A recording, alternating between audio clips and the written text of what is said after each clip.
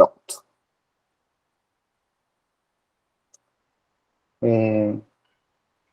Então, agora sim, oficialmente iniciada a gravação.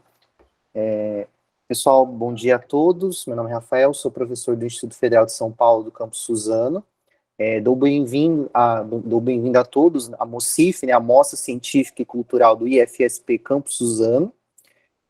Nós vamos, então, começar aqui a nossa sala. Agradecer, primeiramente, aos avaliadores, a Simone Tavares de Andrade, Laura Carvalho da Silva e Marco Antônio Zelic. Vamos compartilhar aqui a moderação, eu e a professora Ivana, que agora tem a palavra. Muito obrigada. Também dou boas-vindas a vocês. E eu sou Ivana, professora de artes, né, do campus Suzano, e vou ler agora algumas orientações iniciais. A primeira a gente já fez, que é o teste do áudio e do microfone das pessoas que irão apresentar. A segunda é um pedido para, né, que a gente mantenha o nosso áudio e vídeo desligados enquanto alguém estiver apresentando o trabalho. Então, né, quando a gente não estiver falando. 3, a ordem das apresentações será a mesma da programação geral. Então, a gente vai seguir essa sequência. Eu preciso conferir se o grupo 4, corrida de vetores, os apresentadores aí, o apresentador chegou? Ou apresentadora? Ainda não? Então, a gente faz o seguinte, quando chegar nele, caso a pessoa não tiver chegado ainda, ele vai ficando para o último lugar, tá bom? E a gente segue aí com a ordem normal. Deixa eu ver se tem mais. A ordem das apresentações. Tá. 4.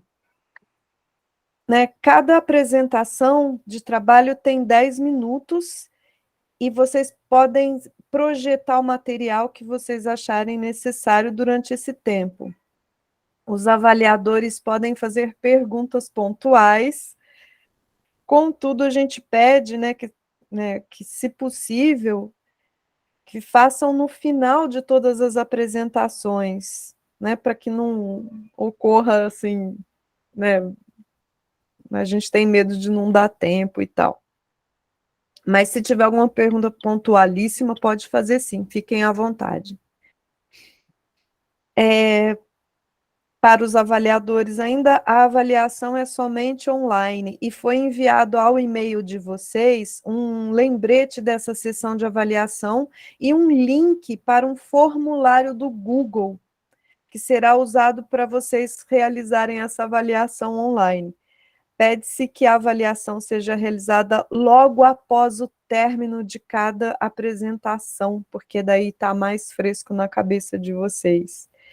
Então, está aberta também a votação popular dos trabalhos e é preciso logar na página do evento em https://mocif.com.br/play/. O professor Rafael vai colocar esse link aí para vocês. E aí vocês podem votar nos melhores trabalhos. Os certificados de apresentação e de avaliação serão disponibilizados na página do evento. Pessoal, alguma dúvida? Não? Então, vamos começar? Obrigada, Vitória. Então, vamos começar. O Fabrício vai, né, o grupo do Fabrício vai apresentar robô móvel autônomo. E aí eu peço que você leia o título completo aí do seu trabalho, por gentileza. Obrigada. Pode começar a apresentar, professora? Sim, sim. Ligar a câmera aqui pra gente. Oi. Bom dia. Bom dia. Bom dia, pessoal. Bom, é só ligar a apresentação.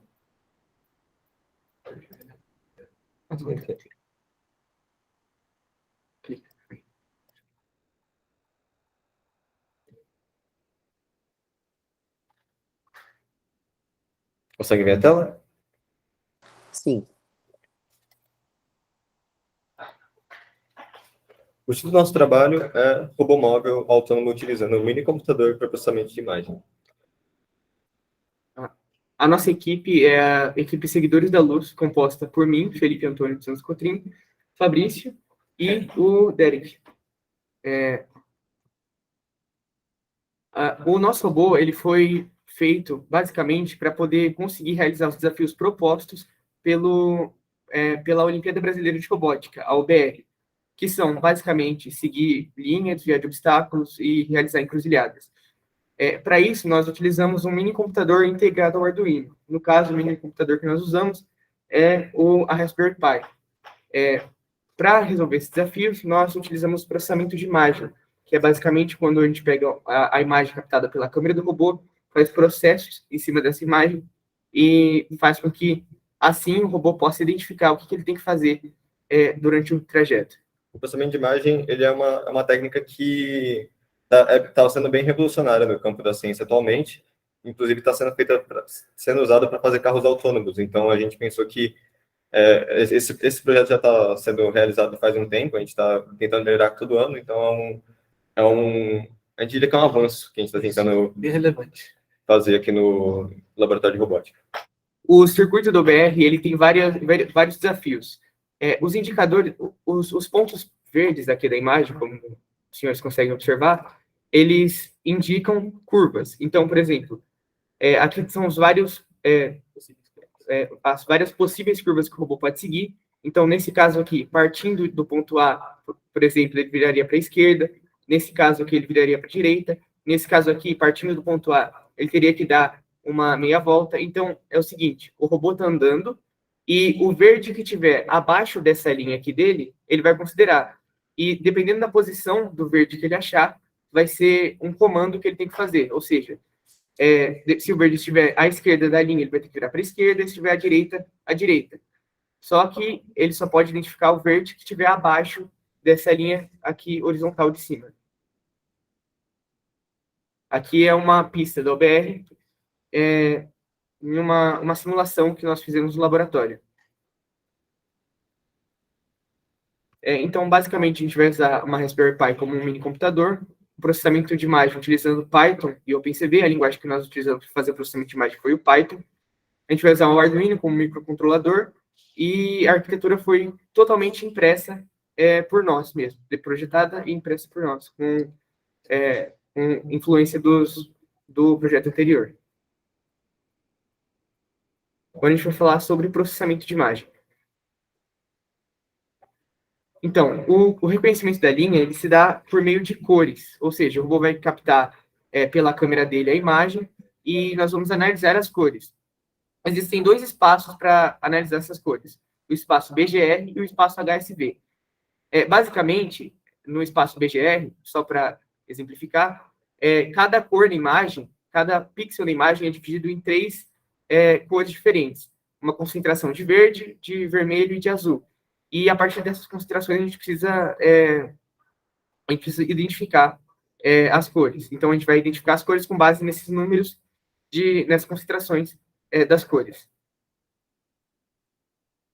Então aqui a gente, após identificar os valores necessários de cada concentração, a gente consegue jogar na função inRange, que ela vai pegar tudo que tiver dentro desses valores que a gente colocou, para essas cores, e vai destacar. Dessa função, a gente joga na Find Contours, que ela vai achar todos os contornos presentes nessa imagem aqui, e vai desenhar os contornos com a função Draw Contours. Por que contorno é importante? Porque se a gente usasse só isso daqui, só esse destaque em branco, a gente não conseguiria colocar pontos específicos dentro do contorno que podem ser úteis para identificar o que o robô deve fazer.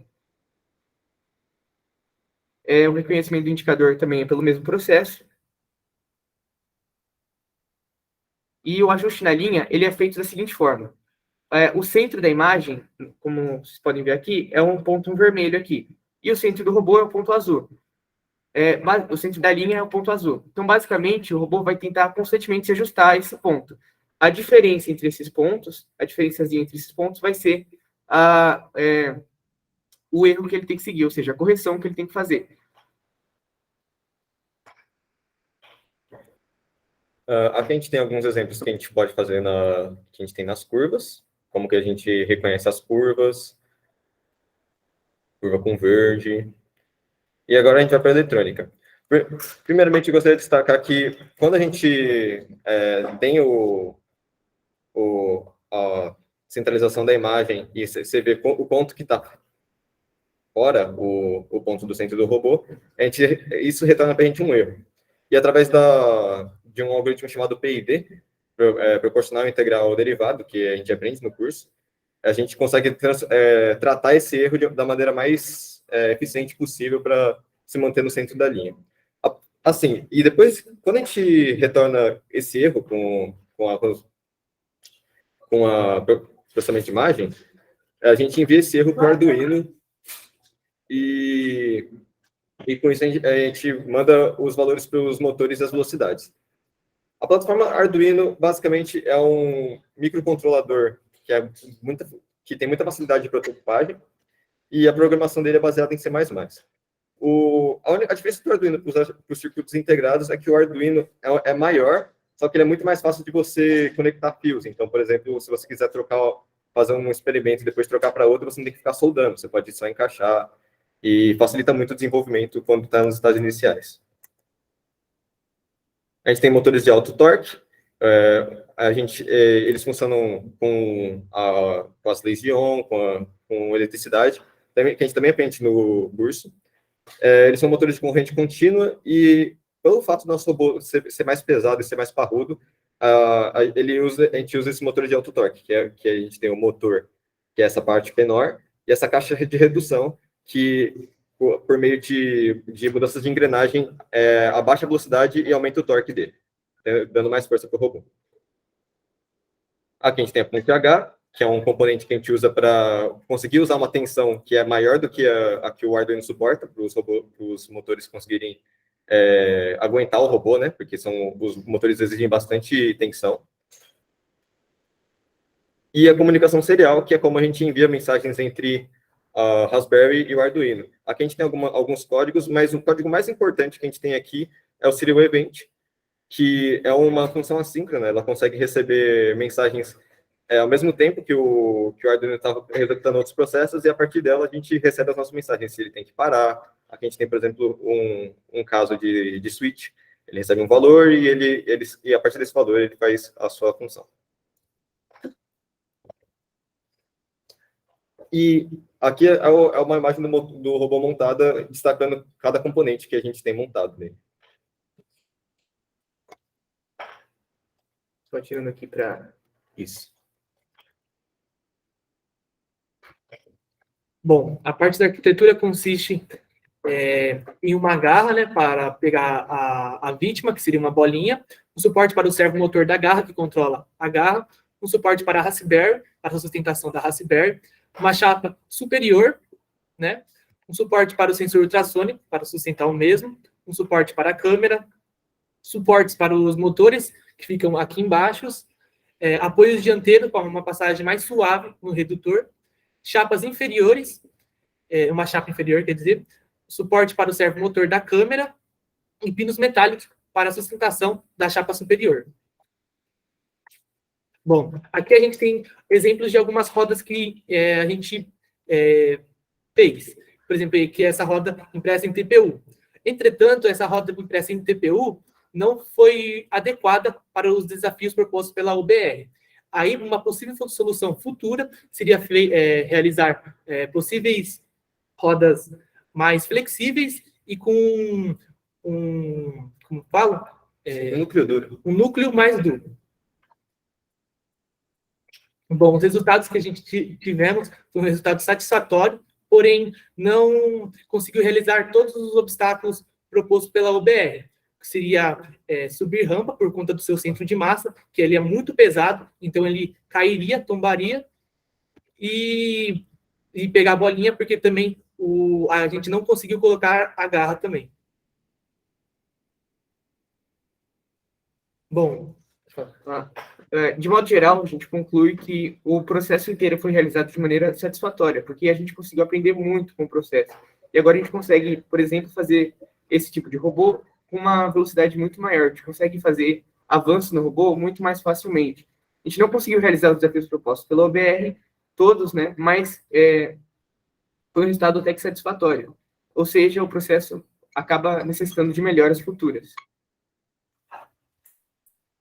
Muito obrigado. Essas daqui são as referências. Muito obrigado.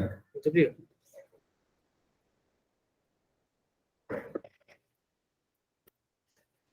Obrigada a vocês pela apresentação. E eu gostaria de saber, algum dos avaliadores ou mesmo dos presentes gostaria de fazer alguma pergunta pontual? A gente queria só mostrar o robô aqui, que a gente esqueceu de Ah, mostrar. que legal, olha só, que bacana. Que é o robô que a gente realizou.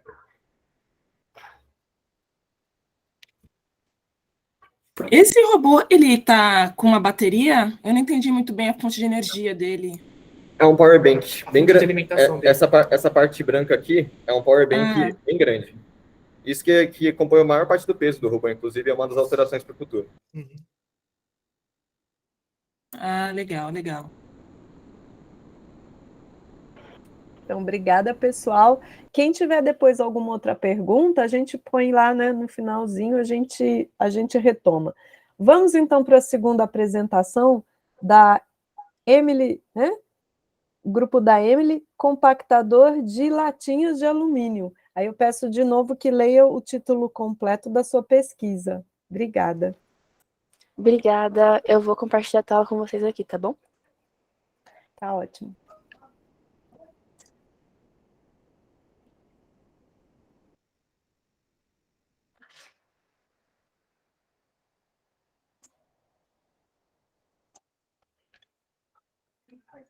Não foi?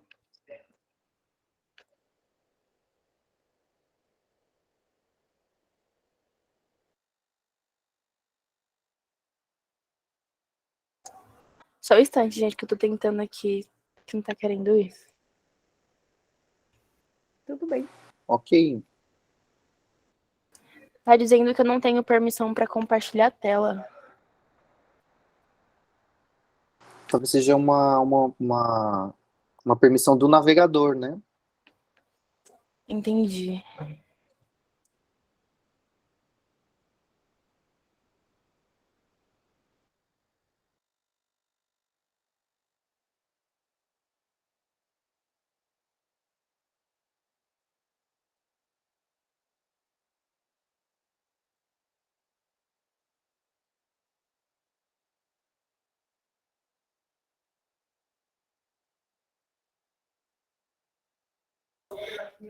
Não sei, mas geralmente já aconteceu isso comigo e eu precisei de uma autorização do dono da sala do Meet para compartilhar a tela. Não sei se esse é o seu caso, mas só para deixar avisar, né? Obrigada, Laura. Nesse caso, Rafael, você é o mestre. Deixa eu ver aqui. Eu acho que já está tudo certo. Permitir que todos os participantes façam o seguinte: compartilhar tela, enviar mensagens, ativar microfone. O professor Marco levantou a mão. Pode falar, professor. A pessoa entrou com o e-mail do Instituto Federal? Deixa eu ver.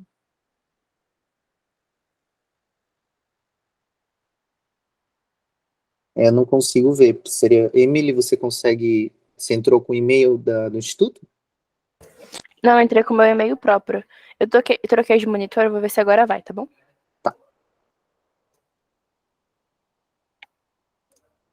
Entra com o e-mail do Instituto Federal. Acho que agora vai.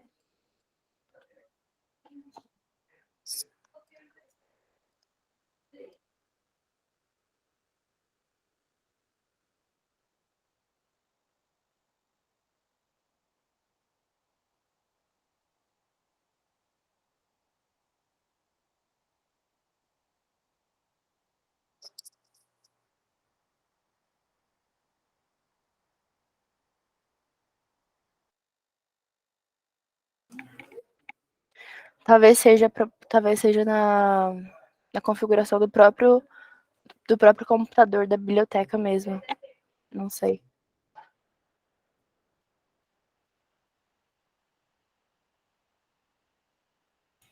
Nesse caso, olha, eu não sei, vocês se conhecem aqui, os apresentadores se conhecem? Caso isso seja possível, talvez, Emily, você passar a tua apresentação para uma outra pessoa que esteja aqui presente na sala, se vocês forem colegas, e essa pessoa tenta compartilhar. E aí, para a gente, né, a gente não se perder tanto no cronograma, a gente já passa para a apresentação do grupo 3, enquanto você vê isso com os colegas, é possível? É possível sim. Eu vou mandar para o Fabrício, tá bom? Tá ótimo, obrigada. Obrigada, perdão. Não precisa pedir desculpa, isso acontece. Então, a gente vai para a apresentação do grupo, o feminismo negro e os impactos causados pela forte imposição dos padrões de beleza. E, em seguida, a gente volta para o grupo da Emily, tudo bem? Então, vamos para a Helena. Obrigada, gente.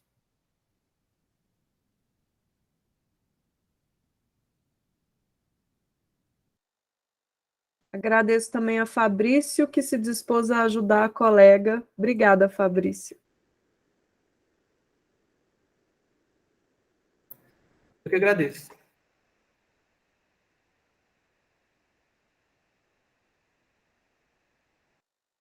Helena, você pode apresentar o seu?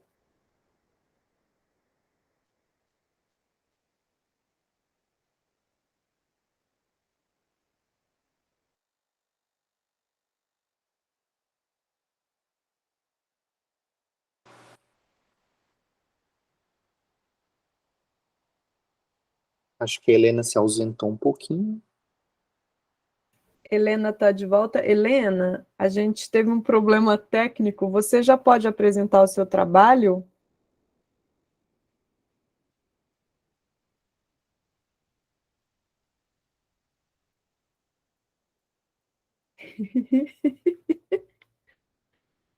Tudo bem.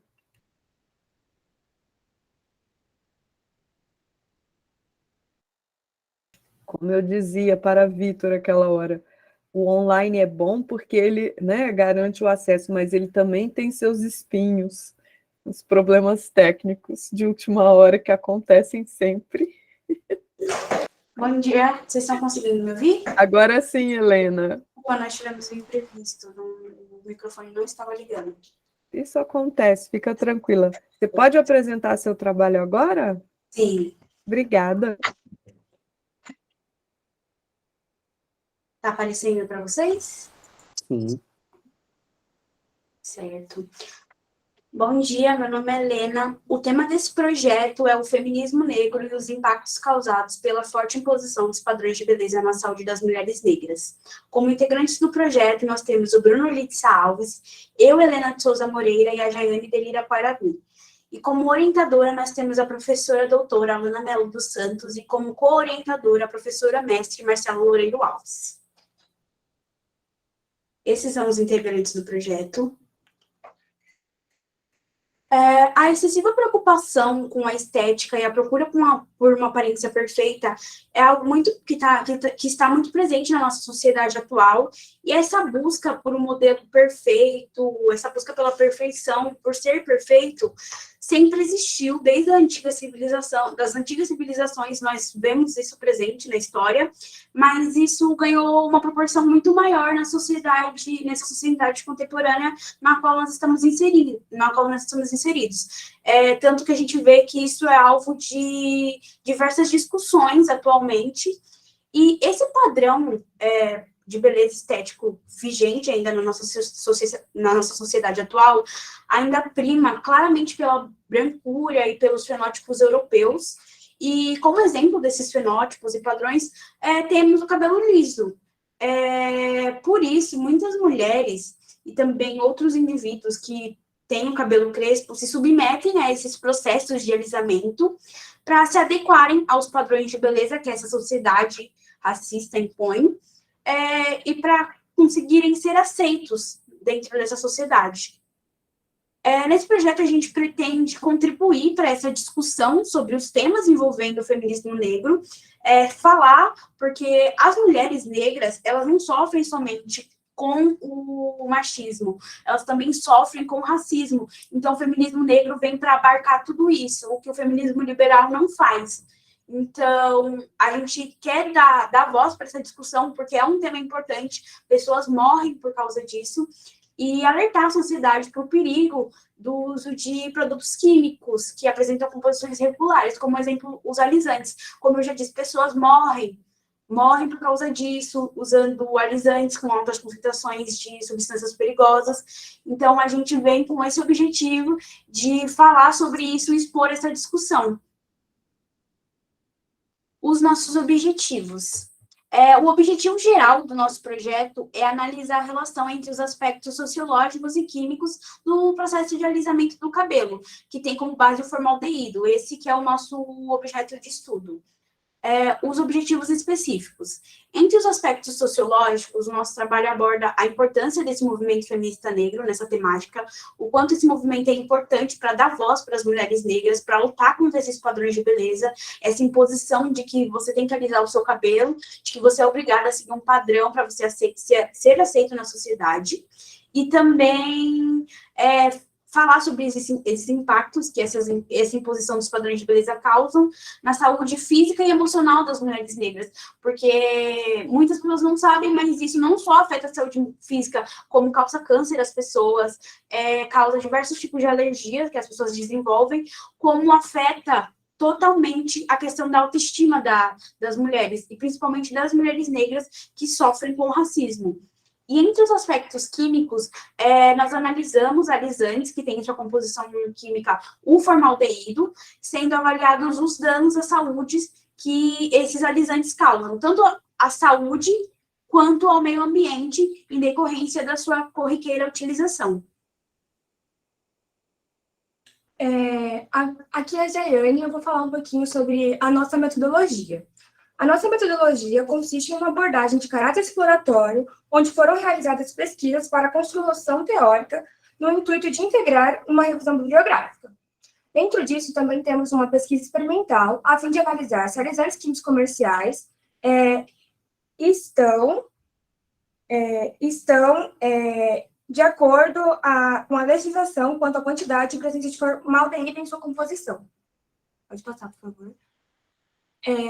Aqui temos o nosso método, que é a titulação, onde temos como objetivo verificar se a porcentagem de formaldeído é realmente de 0,2% em alisantes, como estabelecido pela Anvisa. Ao lado temos um GIF de uma titulação e como ocorre a mudança de pH como exemplo. Utilizamos na nossa titulação como reagente a solução de NaH, a solução de H2O2, que é o peróxido, indicador ácido-base e alisantes comerciais.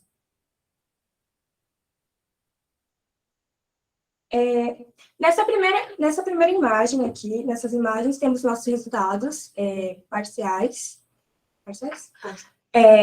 E nessas duas primeiras imagens, temos nossa solução pronta e sua coloração azul indica que o pH está básico.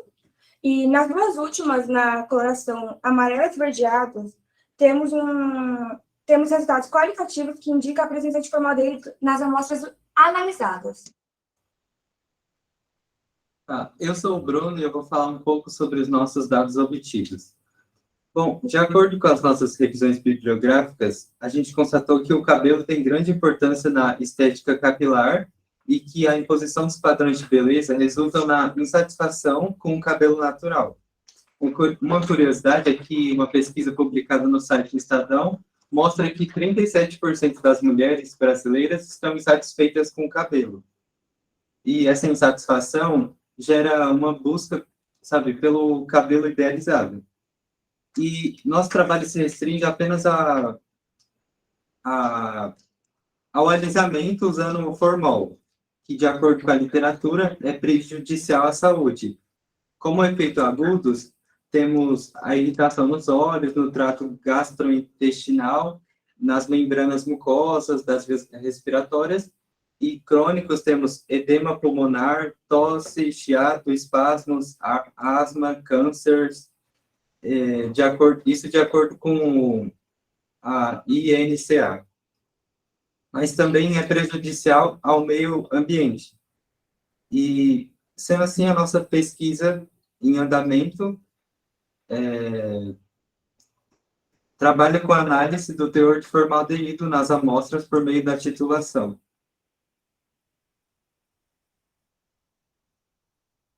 Aqui a gente listou as nossas próximas etapas do projeto. Nós temos como próximos passos finalizar as análises das amostras dialisantes por meio do nosso experimento de titulação.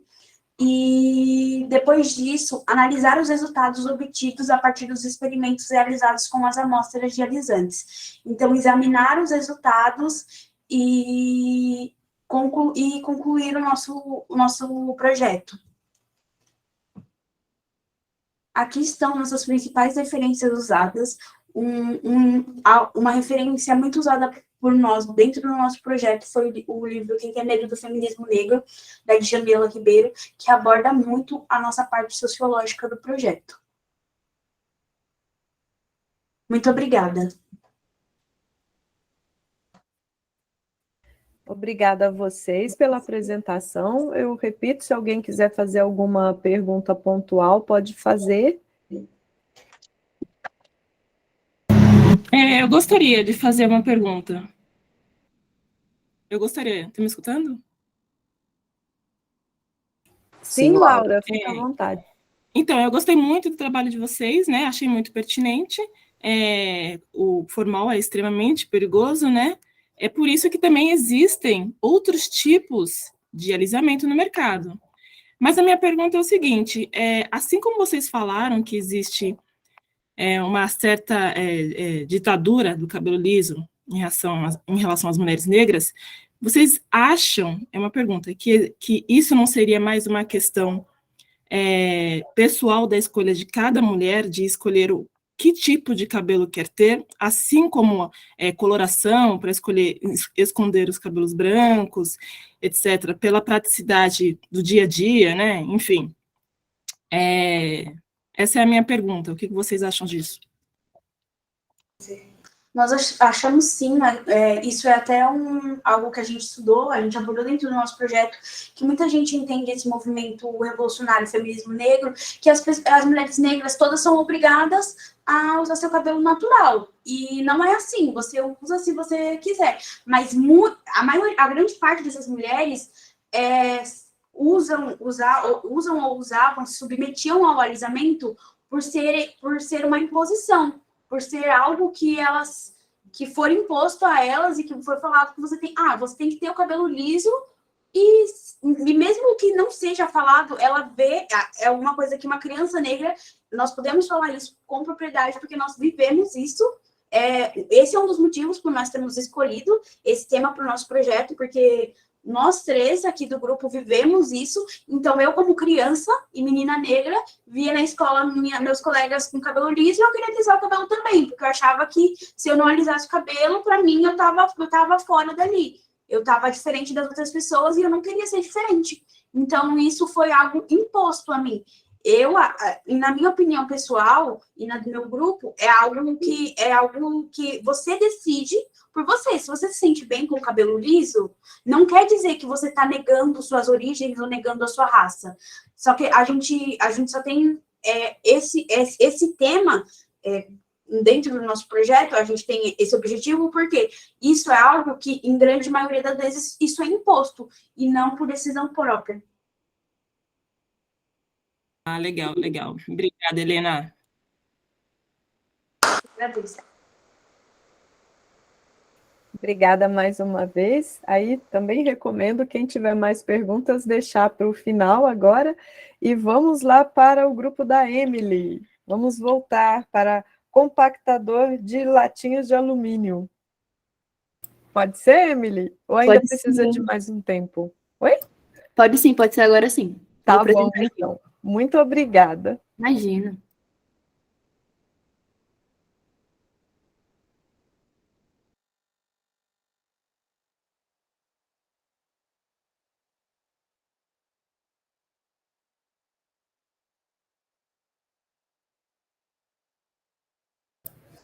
Boa tarde, bom dia, na verdade, né? Eu me chamo Emily e o título do nosso projeto é Compactador de Latinha de Alumínio Automático e a sua relação com a vulnerabilidade social. Então, para a gente poder integrar a parte do núcleo comum com o técnico, a gente pensou em relacionar o nosso compactador de latinha de alumínio automático com uma certa relação com a vulnerabilidade social. Nós somos em 3, a Stephanie, eu e nossa amiga Alessandra, que não está aqui conosco hoje, mas que faz parte do grupo também. Nossos orientadores são o Agilson, o Márcio, e o co-orientador, que é o professor de Geografia, é o Lúcio. Bom, agora eu vou dar a introdução à nossa explicação sobre o nosso protótipo. Então, no começo, a gente pensava em fazer um projeto no qual pudesse separar a parte de reciclagem, separando o metal do alumínio, o metal do plástico, do vidro, do papel. Porém, nas conversas com nossos orientadores, eles disseram que esse seria um tema muito abrangente, seria algo muito geral e muito difícil de se concretizar. Então, a gente pensou em focar em apenas um deles, que foi o metal. E então, nós começamos as pesquisas em cima disso. E a gente pôde compreender que, recorrente à pandemia, houve um grande aumento do número de desemprego no Brasil. E, com isso, houve o surgimento do subemprego de catadores de recicláveis para a sobrevivência deles. E, com pesquisas ainda, nós vimos que a latinha de alumínio foi algo considerado um dos materiais que foram mais reciclados entre essas pessoas e mais vendidos no Brasil, porque é um dos materiais reciclados que mais retém renda para as pessoas. Então, a gente escolheu esse por este motivo. E o nosso projeto, ele pensa em contribuir socialmente com um ponto de atendimento automatizado para a população vulnerável, que utiliza da renda de recicláveis como um meio para complementar a sua renda principal.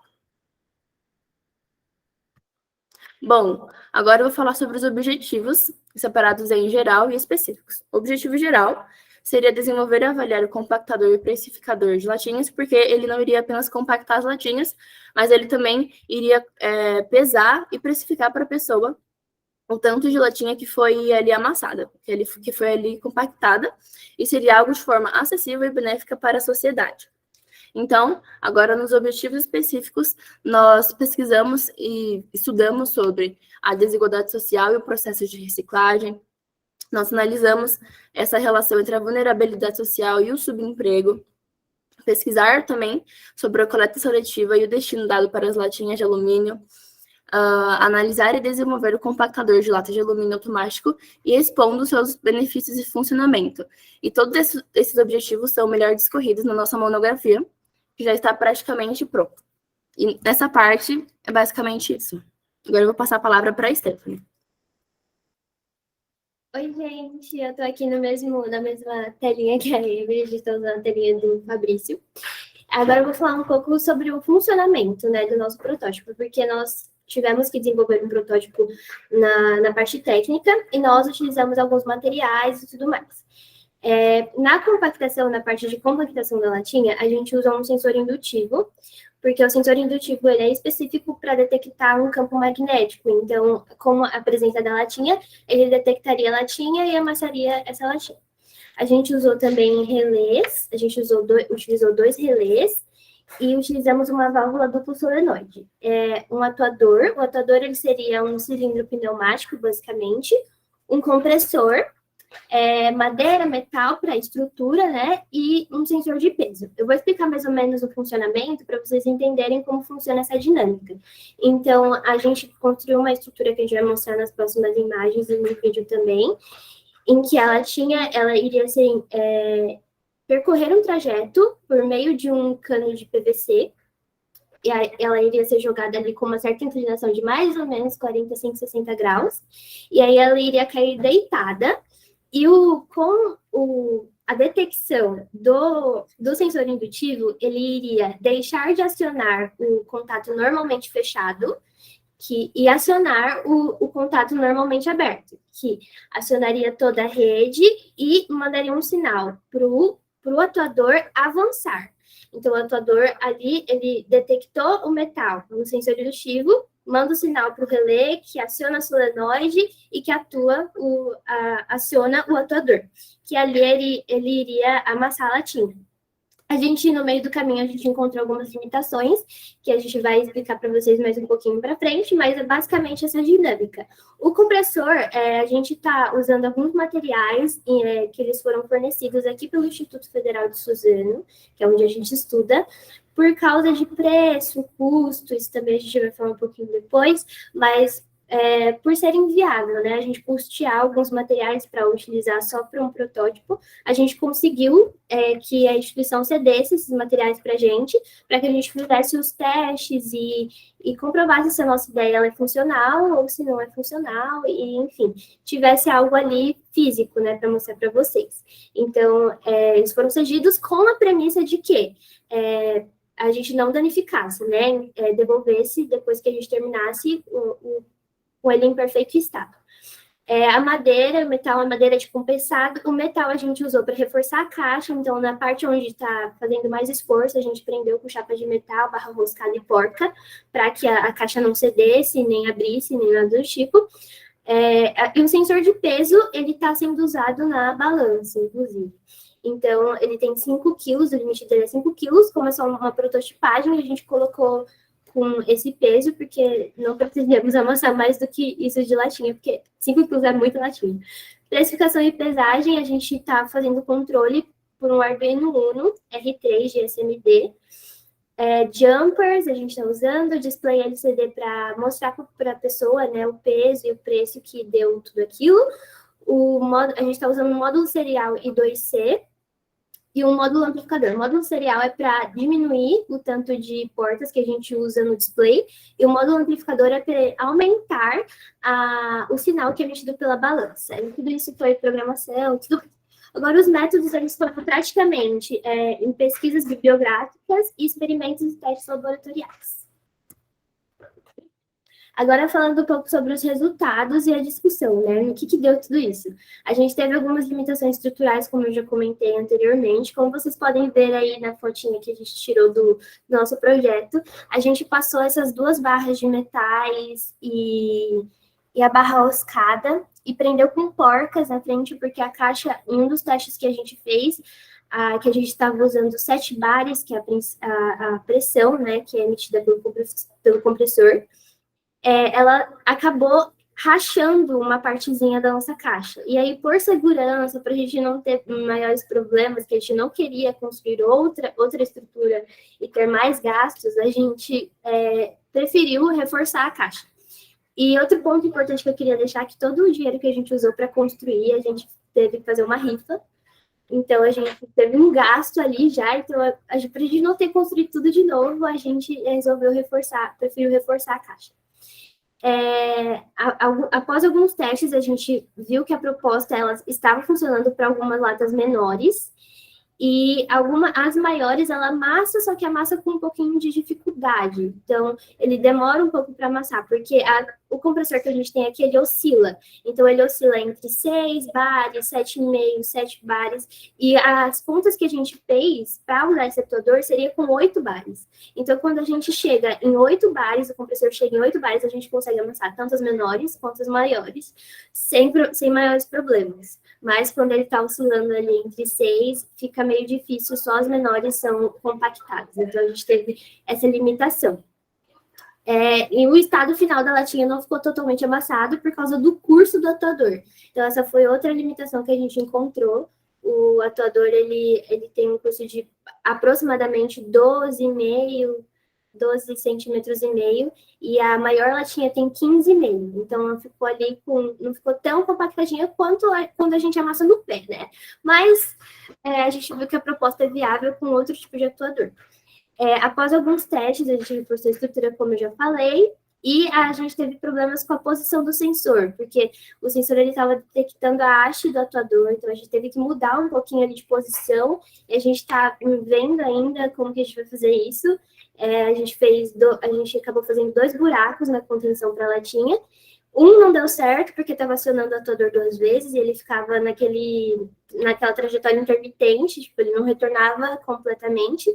E o outro ele não retornava nada, ele só acionava e segurava a latinha sem retornar nada. E o processo de precificação e pesagem está funcionando plenamente como o esperado. Então, está funcionando normal. A gente acionou a tara, né? Então, conforme as latinhas elas são pesadas, o Arduino ele vai atualizando e vai adicionando aquelas latas como tara, e o recipiente que as latinhas caem também são consideradas como tara. E eu acho que é isso. Aí, as considerações finais, a gente teve melhorias, a gente pensa em melhorias, né, para a implementação de um reservatório para latas, para que as pessoas não precisem ficar colocando uma latinha de cada vez, tipo, jogar todas as latas em um reservatório, e aí essas latas, elas seriam amassadas automaticamente, sem a pessoa precisar ficar colocando uma por uma. Então, a gente até colocou isso em sugestões para trabalhos futuros, e armazenamento dos dados em uma interface. Essa parte a gente ainda está pensando se vamos implementar ainda para apresentação para a banca, porque é o nosso projeto integrador, mas por agora a gente não conseguiu implementar, então ele está só apresentando os dados no display. A gente considera a proposta viável, sim, somente se ela é financiada por alguma instituição companhia. Então, se ela for financiada por um centro de sucata, um ferro velho, e servir como se fosse um totem, um ponto automatizado, você tem um tanto de latinhas, você consegue ir lá e levar suas latinhas para amassar. Se ela for financiada por essa instituição, esse é um projeto viável. Agora, eu acho que para empresas pequenas, comércios, a gente acha que é um projeto um pouco caro para essas situações, porque ele a gente não comprou tudo, e mesmo comprando já saiu um pouco com um precinho um pouco salgado. E outra discussão que a gente teve com o nosso orientador, inclusive, é a questão das tecnologias. As tecnologias, hoje em dia, em massa, elas são direcionadas para uma sociedade que tem condições de arcar. Então, hoje em dia, a gente não vê pessoas criando tecnologias para a população vulnerável. A gente vê que a atenção em tecnologias está em pessoas que conseguem comprar, pessoas que têm dinheiro, pessoas que conseguem arcar com aqueles custos, e não para a sociedade vulnerável. A sociedade vulnerável, ela é um trabalho árduo ser catador de reciclável. Inclusive, tem um movimento dos catadores que eles apontam, né, essa problemática deles não serem considerados trabalhadores dentro de uma sociedade. Então, eles são considerados, eles não têm trabalhos formais, né, registrados. Então, eles têm muita falta de direitos, não é um trabalho fácil, porque falta recursos. Então, a gente discursou um pouco sobre essas problemáticas na nossa monografia e acabou casando com a parte do feminismo negro e tudo mais, porque a gente sabe que a maior parte da população que sofre de desigualdade hoje na nossa sociedade é a população negra. Então, a gente fez algumas pesquisas e levantamentos, então, em massa, 50% dos trabalhadores que usufruem de catar recicláveis como subemprego são população negra, são pessoas negras. Então, a gente apontou essa problemática em questão de desigualdade e vulnerabilidade social no nosso projeto também. Agora, se a gente tiver um pouquinho de tempo, a gente queria colocar um videozinho para vocês verem o funcionamento do protótipo. E antes da Emily dar o play, eu queria falar para vocês que ele tá com aquelas limitações do sensor. Então, a gente teve que acionar um sensor com uma chave Phillips para ele amassar a latinha. Mas, tirando isso, o projeto já está funcionando, já está encaminhado, digamos assim.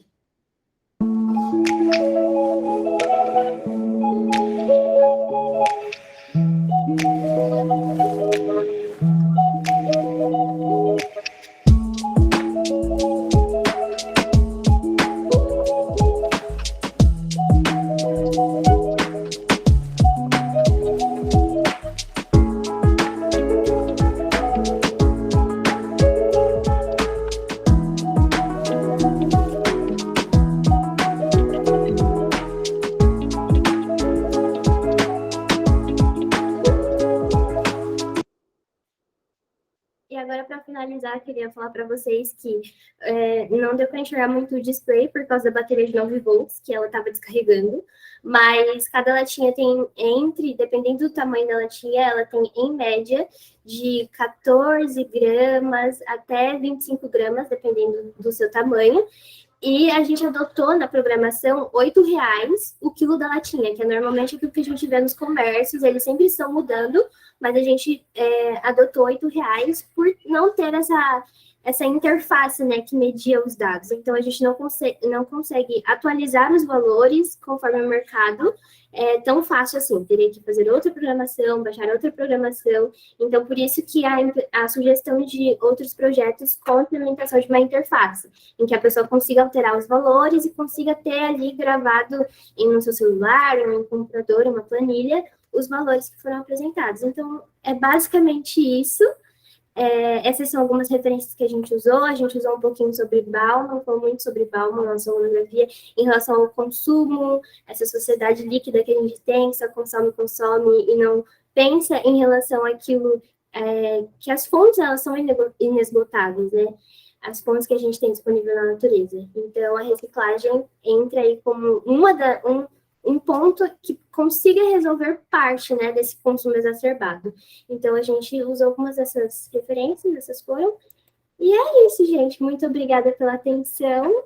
Encerramos. Obrigada. Se alguém tiver alguma pergunta, alguma coisa para perguntar. O professor Marco já levantou a mão, pode fazer a pergunta. Eu quero fazer uma consideração, que uma coisa que está me assim, impressionando muito bem nos trabalhos é a questão da ciência, né? E junto com a percepção social, né? Acho que isso aí é uma coisa que desperta muito a cidadania. Parabéns aos dois grupos, os três grupos que fizeram a apresentação do trabalho até agora, e além do desenvolvimento da pesquisa, né, que vocês estão fazendo, que pode mostrar inviabilidade econômica, mas ela traz para a gente justamente o aprendizado das dificuldades, né? Então, parabéns pela apresentação. Obrigada. Obrigada. Concordo com o professor, parabéns a todas as apresentações até agora. A gente só tem a agradecer vocês pelo ótimo trabalho. E então, vamos prosseguir aqui. O próximo grupo será Valores Democráticos entre os Jovens da Periferia de São Paulo. Oi, Radassa. eu vou tentar apresentar aqui, calma aí. Tá bom, obrigada, Radassa. Eu que agradeço.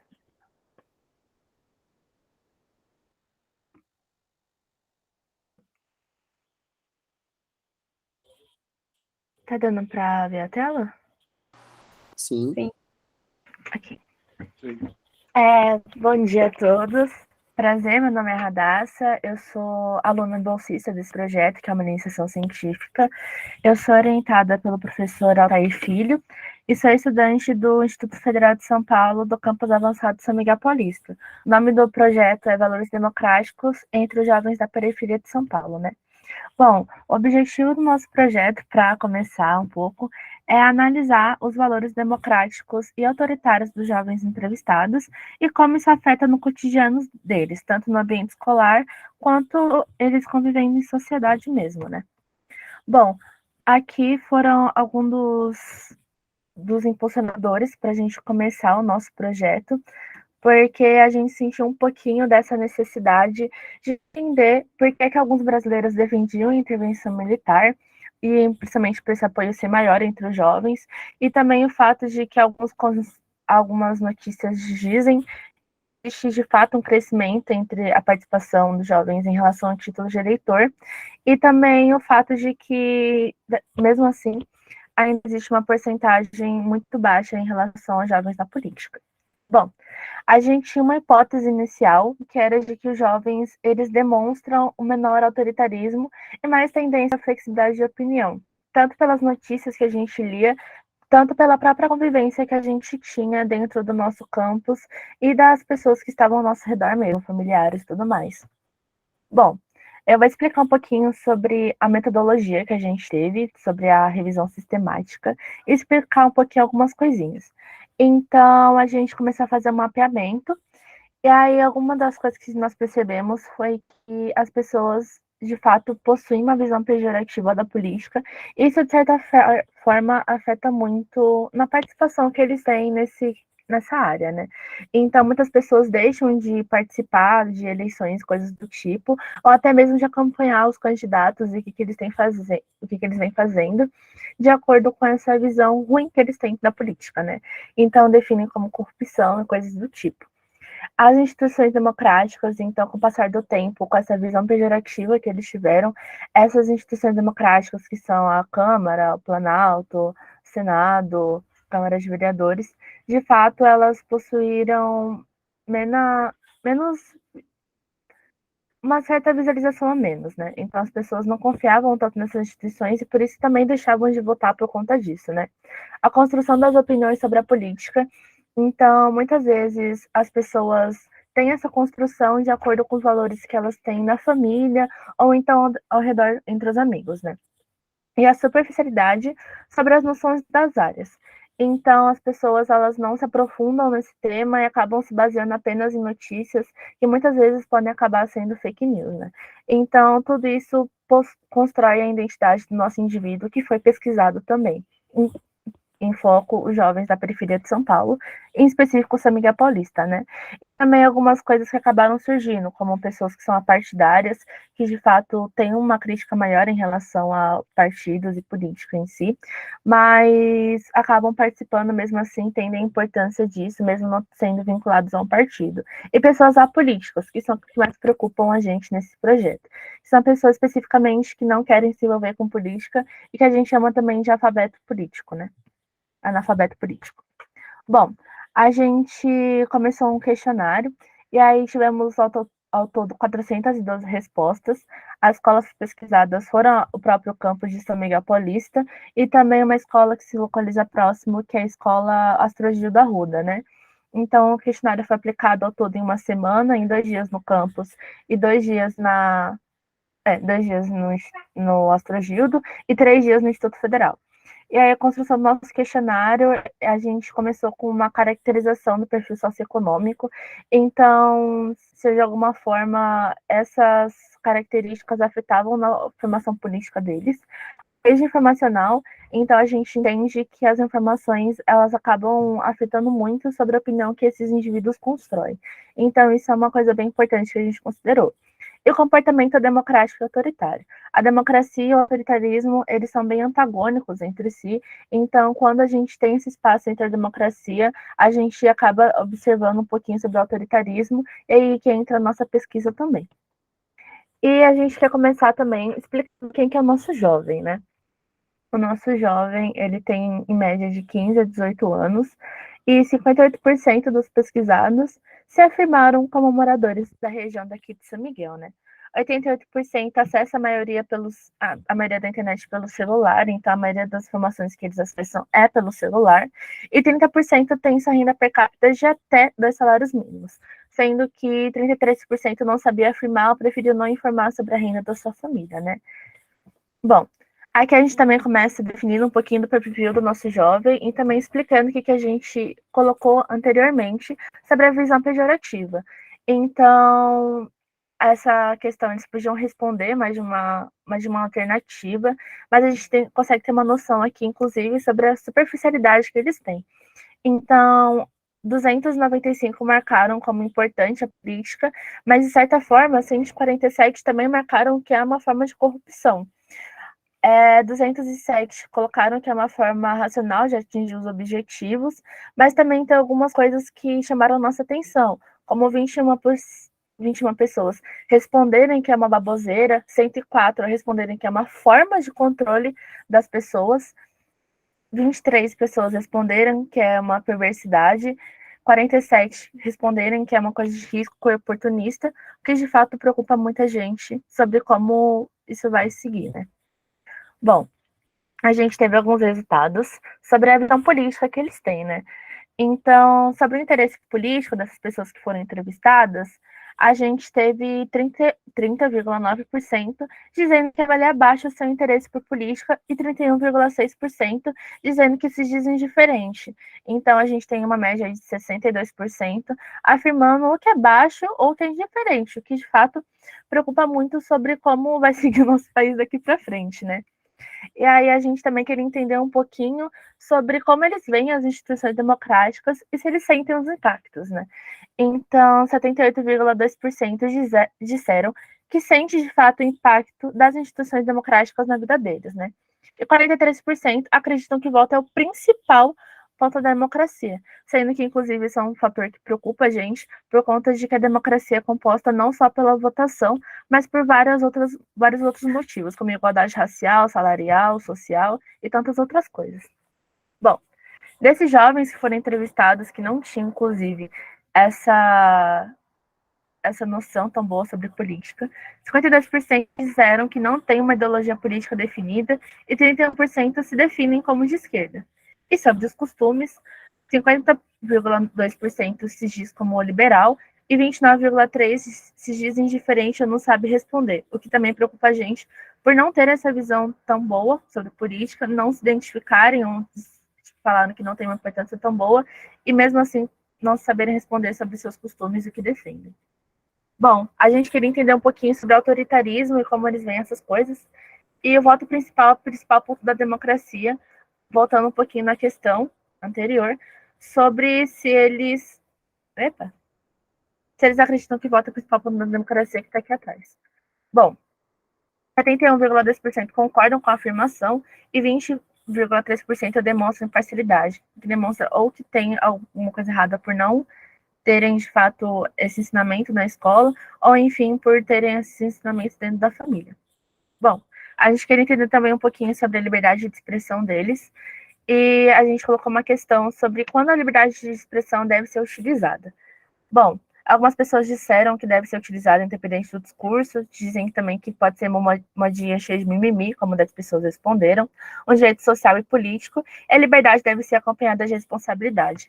Mas mesmo assim, seguindo em relação a isso, 20,9% não flexibiliza a sua opinião, mesmo com argumentos sólidos, e 18,6% não ponderam argumentos contrários, o que preocupa a gente exclusivamente, porque existem notícias que chegam muito rápido na gente e que a gente precisa ir flexibilizando a nossa opinião de acordo com coisas que podem afetar a gente diretamente. E 51, e essa é uma alternativa de discordância agora, sobre se eles concordam que o sangue dos brasileiros sempre foi derramado por liberdade. E 51,3% diz que sim, que também preocupa a gente, porque não é exatamente assim. E aí, comparando um pouquinho de pesquisas que a gente acompanhou, a gente tem o DL de Democracia Local, feita por Moraes, 2019, pelo Instituto Silves, e a nossa pesquisa. A gente teve uma média de 725 entrevistados que eles tiveram, nós 412, o recorte é parecido, mas não igualmente em relação às cidades.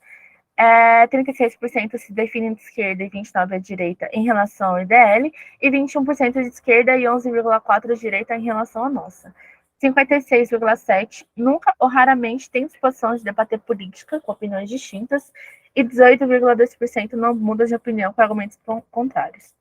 Bom, a nossa conclusão foi que eles têm uma definição, uma noção superficial sobre a política, que de fato afeta muito a nossa sociedade, que existem traços de autoritarismo em determinadas respostas que eles têm, é a falta de autoidentificação dos valores, que pode estar também nessa apatia que eles têm em relação à política, e a influência das redes e dos ciclos das formações de opiniões. As nossas referências foram retiradas principalmente do Google Acadêmico e do Cielo. E é isso. Muito obrigada pela apresentação, Radassa, parabéns também. E também deixo espaço para, se alguém quiser fazer alguma pergunta pontual agora, que faça.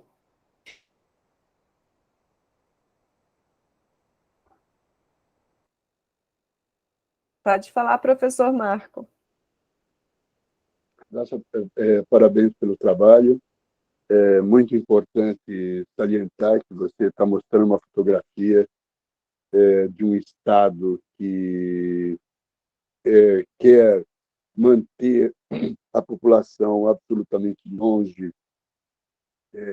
da essência política do país e da cidadania, E isso não vem de agora, isso vem de séculos já, e que é necessário essa orientação desde pequeno na escola, né? A pessoa precisa entender o sistema político que a gente vive para poder futuramente, pelo menos, saber do que se trata e não ter opiniões, dados como vocês coletaram, de inflexibilidade de opinião e mesmo na ignorância, aceitando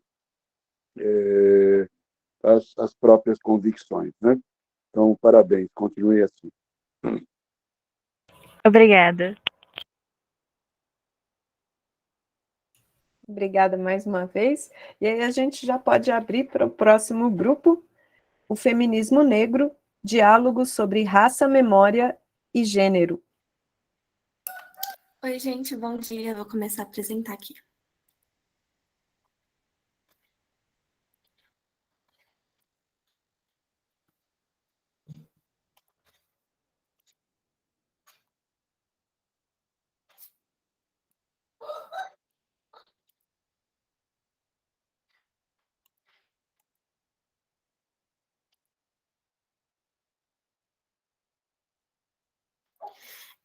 Bom dia, gente. Meu nome é Tayane.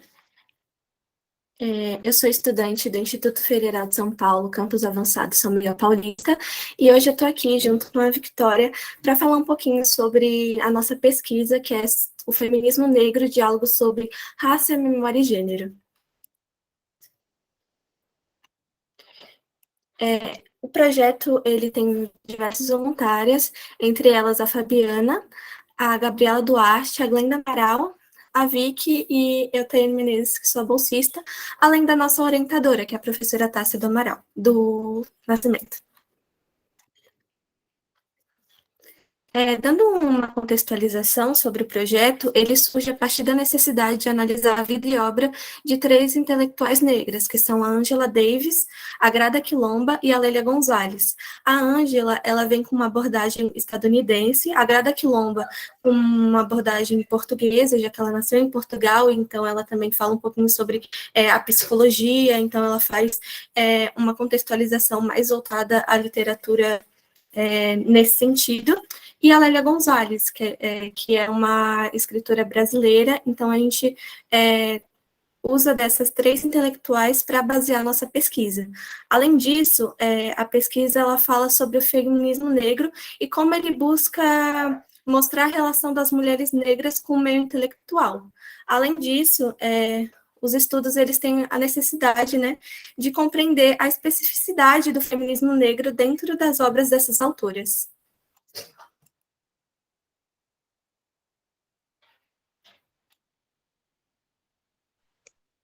Oi, gente, bom dia. Como a Tata falou, eu também faço parte da pesquisa, do projeto, né?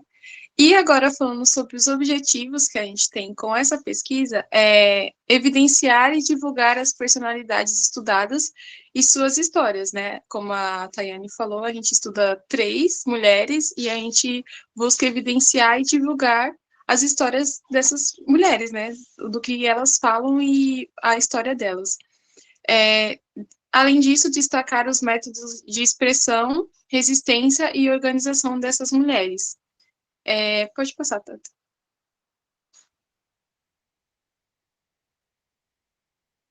A gente tem mais outros 2 objetivos com a pesquisa, que é desconstruir visões preconceituosas, né, que possam existir relacionadas ao feminismo negro, e, enfim, tudo aquilo que a gente meio que já está acostumado com a sociedade, né, e selecionar uma base fundamentada sobre questões étnico-raciais, perdão, quase que não sai.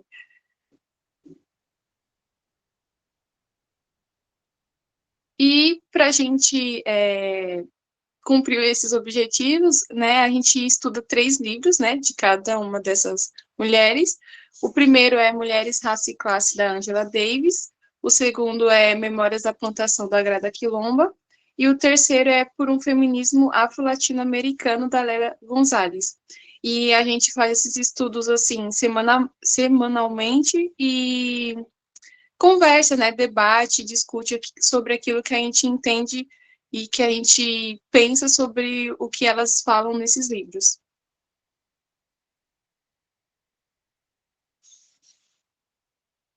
A gente trouxe um trecho do livro da Grada Quilomba, que ela fala que o feminismo é um movimento maravilhoso, mas excluiu muito a mulher não branca de todo o seu discurso. A mulher negra esteve muito ausente como um tipo de vácuo entre discursos. Então, aqui a gente pode perceber que o feminismo dominante, que surgiu a partir das necessidades das mulheres brancas, ele não abrangeu o antirracismo. Então, o projeto, a pesquisa, tem como intuito analisar a especificidade desse feminismo e as demandas do feminismo negro, né? E como a pauta feminista das mulheres brancas não atribuía as necessidades das mulheres negras.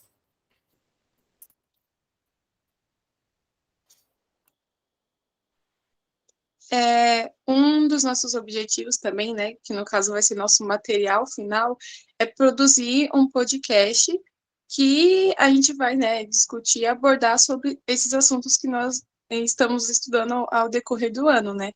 E aí a nossa ideia é fazer 2 podcasts em formato de entrevista, e o primeiro seria, assim, sobre educação e o conhecimento sobre o feminismo negro em si, e o segundo sobre interseccionalidade. E a gente tem esse objetivo a cumprir até o final do ano.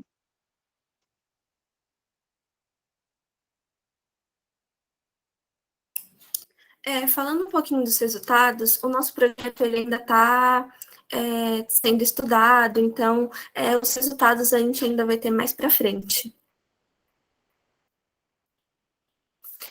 As nossas considerações finais é que o projeto ele busca continuar discorrendo sobre o feminismo negro a partir do seguinte questionamento, né? O que tem de específico nesse feminismo?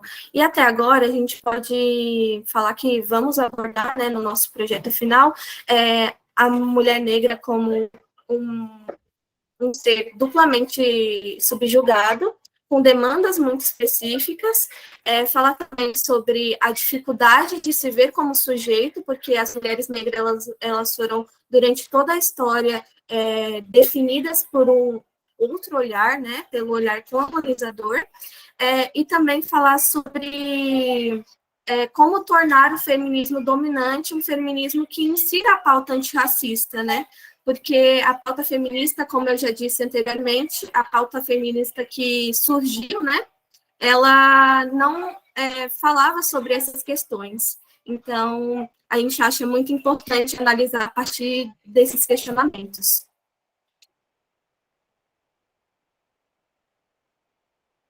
Aqui são as nossas referências, que são os livros que a gente estuda. Então, tem Mulheres, Raça e Classe, Memórias da Plantação e Por um Feminismo Afro-Latino-Americano. E é isso. Muito obrigada. Obrigada, gente. Mais uma vez, a gente que agradece e parabeniza vocês pelo trabalho. E também deixamos aí livre um espaço para alguma pergunta ou comentário. Fiquem à vontade.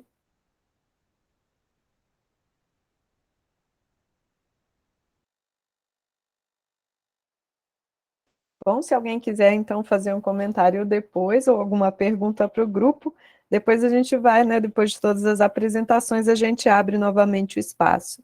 E agora, vamos, então, para o grupo 7. Os jovens e... Oh, meu Deus!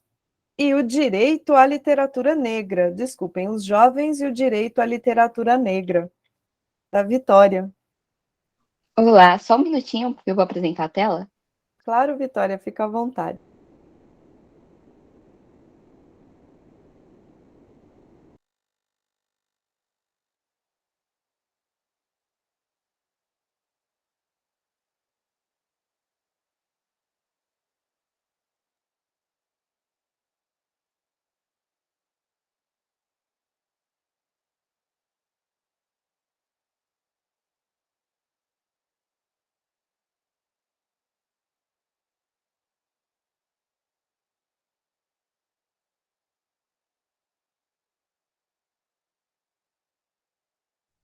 Bom, bom dia, primeiramente.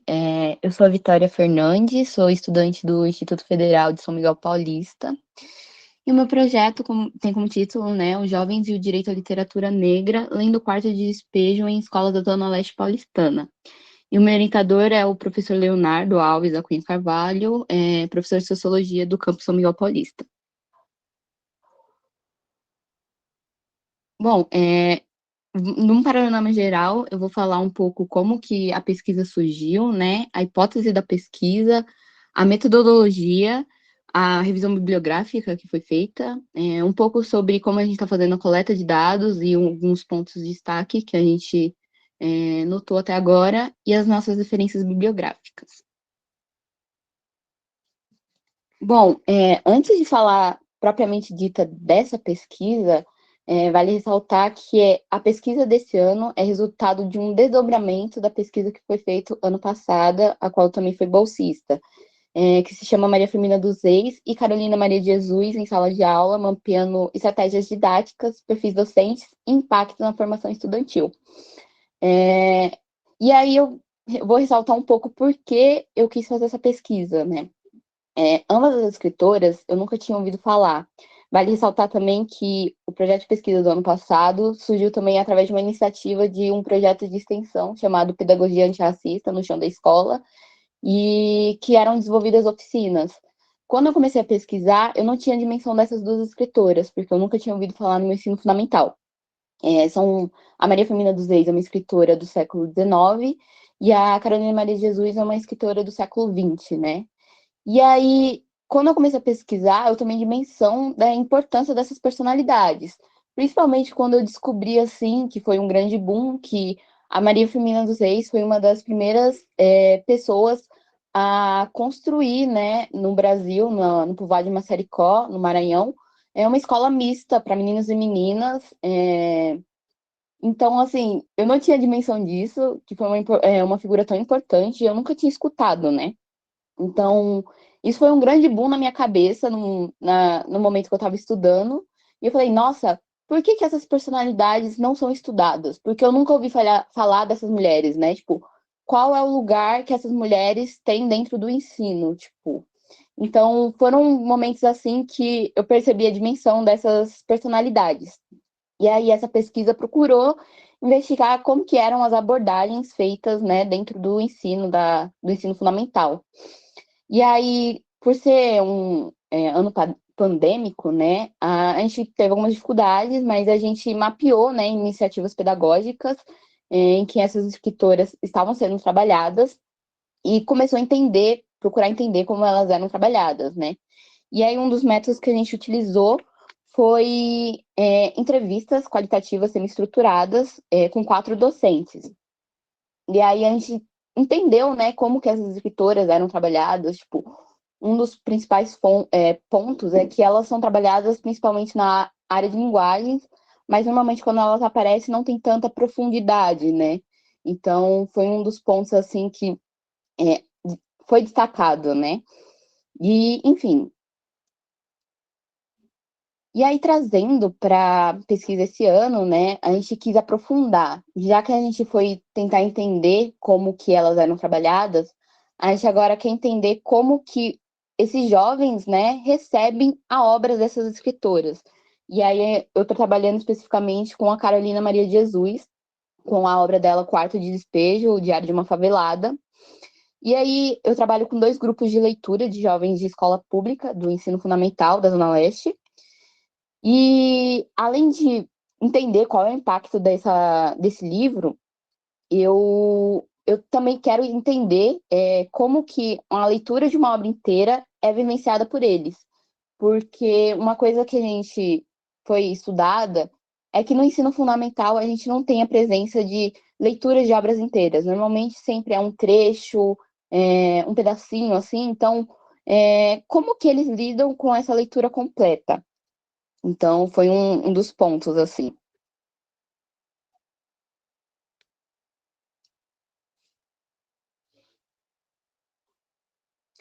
E por que o quarto de despejo, né? Por que trabalhar com a Carolina? Por mais que o livro, né, foi publicado nos anos 60, esteja num momento histórico diferente, numa região diferente da nossa, porque é um livro que foi escrito na região da Zona Norte, né, na favela do Canindé. Ela também é um livro que dialoga com a realidade desses jovens que estão na periferia, né, independente do local. Então, é uma obra que faz muito diálogo. Um outro ponto é que a Carolina é considerada, né, uma autora da tradição romancista. A Carolina escreveu muitos romances, o qual não foram publicados e foram invisibilizados, né? Hoje em dia você tem tem a filha dela tentando resgatar essas obras para publicação, mas a Carolina acabou ficando emparedada, né, nesse livro, que é o Quarto Despejo, porque muitos críticos, estudiosos da época falavam que o Quarto Despejo era uma obra que falava apenas sobre a miséria e a fome. Só que eu entendo, assim, que o Quarto Despejo é muito mais complexo do que falar apenas sobre a realidade da favela. A Carolina traz visões políticas, questões sociais, relações afetivas,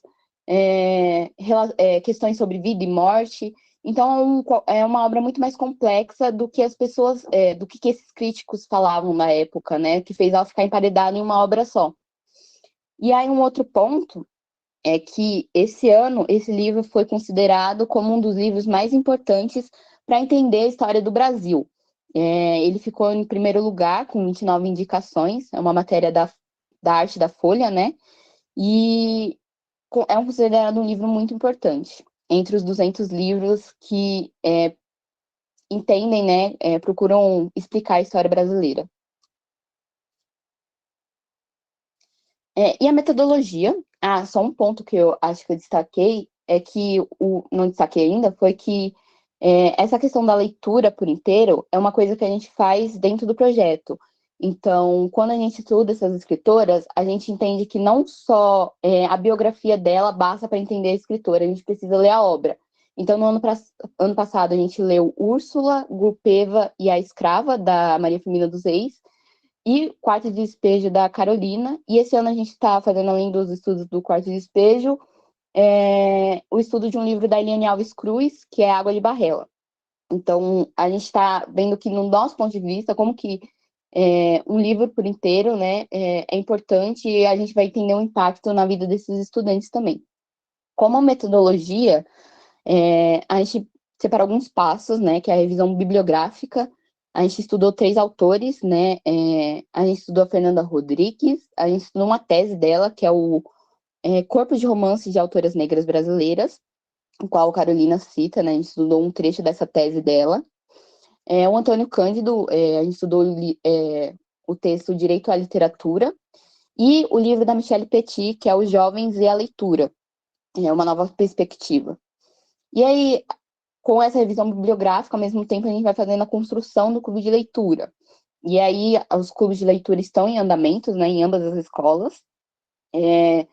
Além de fazer as leituras, eu estou em paralelo com realizar atividades, porque a gente entende que a gente tem que ter esses momentos para que os estudantes não desistam da leitura, né? Enfim, e aí, como eu estou fazendo a realização dos clubes, o registro está sendo por meio de áudios descritivos.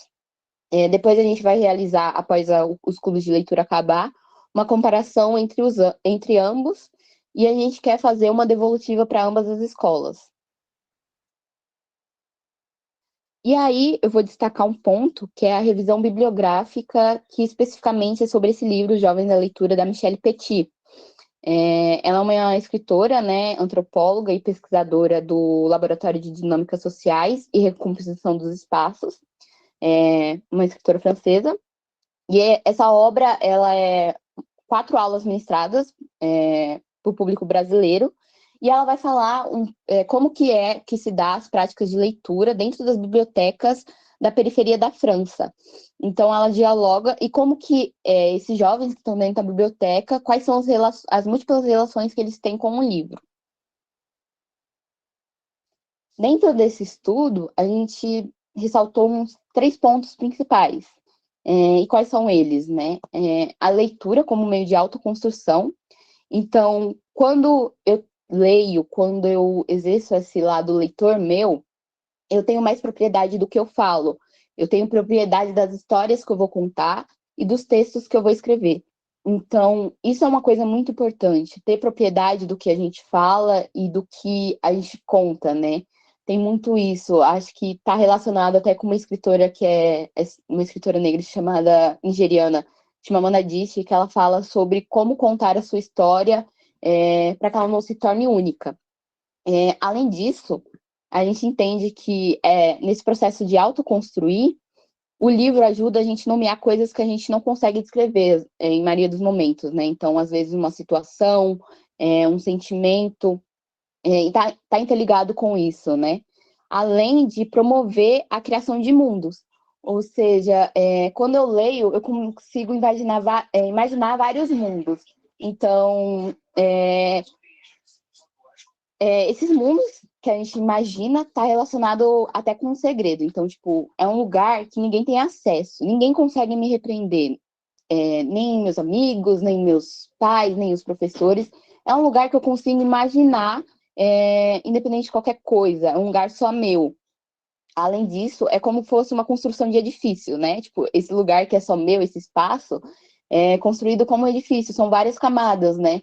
Então, é construído com pessoas que eu gosto, pessoas que eu não gosto, sentimentos, textos, leituras, enfim, várias coisas, ódio, raiva, amor.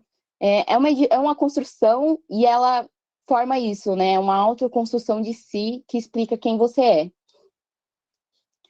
E aí, dentro disso, a gente tem o medo do livro, né? Que a gente tenta entender aí o que acontece. E aí, acho que algo que, num total, né? Acho que em relação a qualquer coisa, é que qualquer coisa que é novidade pra gente causa muito receio, causa uma resistência. Ao mesmo tempo que a gente tem curiosidade e quer fazer, a gente tem uma resistência àquilo. Então, o livro, ele se encaixa muito dentro disso. Principalmente quando a gente escuta que é preciso ler. Acho que isso, no geral, para qualquer atividade, quando algo se torna obrigatório, a gente não quer fazer. E aí, o livro, dentro da instituição de ensino, da escola, às vezes ele é encarado pelos estudantes como algo obrigatório. Então, como é algo obrigatório, eu vou me afastar daquilo. Então, eu não gosto. Então, isso é um dos pontos que acontece por esse afastamento do livro. E aí, dos fatores que levam esse medo, a gente tem alguns, né, elencados. Que, às vezes, o ambiente familiar, o livro é muito pouco usado. Então, os pais não fazem leituras e não encorajam os filhos a ler. Então, a gente tem vários tipos de coisa acontecendo dentro do ambiente. Então, se os pais não incentivam ou não têm o hábito de leitura, se a escola também não incentiva, isso vai causar receio que a pessoa possa chegar para ler um livro. Uma outra questão, que acho que é por causa dos poderes, é que a leitura enfraquece os laços de poderes. Então, quando a gente lê, a gente toma dimensão das coisas à nossa volta. Então, a gente começa a questionar o Estado, o patriarcado, a igreja. Então, são esses pontos. E aí, 2 pontos que estão interligados também é a questão que, quando a gente lê, a gente precisa se isolar, porque a gente precisa entrar junto com o livro. E quando a gente se isola, isso é muito mal visto pelas outras pessoas. Então, nossa, tipo, aquela pessoa tá lendo, tipo, é estranho. Então, o isolamento tem essa questão, né? O que as pessoas vão achar quando me verem lendo? Então, aquela pessoa tá lendo, então aquela pessoa é nerd, estuda demais. Tem essa questão dos grupos irem em cima daquilo, né? Tipo, você tá lendo, então eu não quero, você é muito intelectual para andar comigo. E não é bem assim, né? E aí, esse medo do livro em si, ele tá interligado com outro fator que é a interioridade. Então, a gente entende que, tipo, os grupos em si vão olhar para uma pessoa que está lendo e vai falar assim, não vou me aproximar daquela pessoa porque eu não sei o que vai sair dela pelo que ela lê.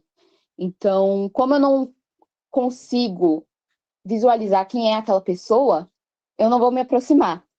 E aí tem um outro ponto, que isso está mais interligado com os meninos, é que a leitura ela é vista como uma atividade feminina. Então, os meninos, eles têm medo, né, dessa questão de, olha, vai ler, é uma atividade menina, ou, é marica e tudo mais. Só que não é bem assim. Tem essa relação também que, às vezes, quando os meninos leem, eles têm que entender que tem algo vazio neles e que eles podem escutar outras vozes, e isso causa um misto de sensações que causa esse medo, né? Um outro ponto, né, além disso, é que quando a gente lê, a gente acaba perdendo o domínio sobre algo. E perder o domínio sobre algo é se ver confrontado, e é o que a gente justamente não quer. A gente quer ter domínio sobre tudo. Então, esse ponto que vai causar receio sobre o que a gente vai ler, né? E ler também causa essa ideia também de autoconstruir. Então, você está em sempre mudança. Só que as pessoas têm medo de mudar. Tem medo que essa identidade que a gente tem vai desmoronando aos poucos e tendo que reconstruir alguns fragmentos nossos. Então, as pessoas que têm esse receio, elas veem a identidade como imutável, sendo que não, a gente está sempre em autoconstrução sobre a nossa identidade e quem a gente é. E aí, dentro disso, a gente fez um mapeamento de 2 escolas da região do Itaim, né, desenvolvendo os clubes de leitura do quarto de despejo. E aí, as 2 escolas escolhidas foram a MF Dama Entre Rios Verdes, está localizada no Itaim, no Parque Santa Rita, e a escola Céu Três Pontes, localizada no Itaim, no Jardim Romano.